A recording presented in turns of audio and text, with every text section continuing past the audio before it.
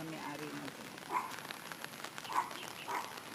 Okay. So 184 pa, no? 184 square meters siya. Yung corner lot din na yun, developer pa may-ari nun. Okay. Tapos sa likod nito, sa likod from dito, gaganon ka. Meron pa isang lote from developer pa rin. Kaya ano. So ang sa developer dito more or less mga 4 lots pa. So marami pang, may mga ano pa. Tsaka may mga nagpapagawa pa yan, no? Hindi, matagal So, na rin the house gawa is yan. being Mga 1 year na nakatira dyan. Pero hindi pa nila napipinturahan. napipinturahan. Okay. So that's also an empty lot at that corner. Tapos this is also an empty lot. And we also found Pero another ito, empty lot. may-ari nito. Okay.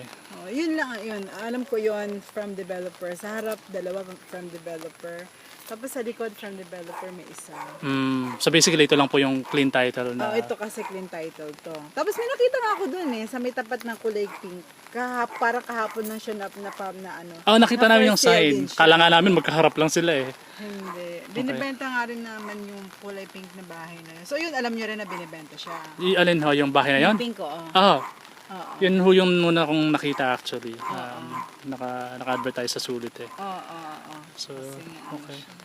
So this is the lot, 184 square meters.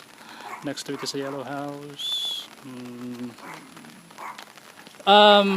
Hindi naman to 184 no? Meron pang partition to.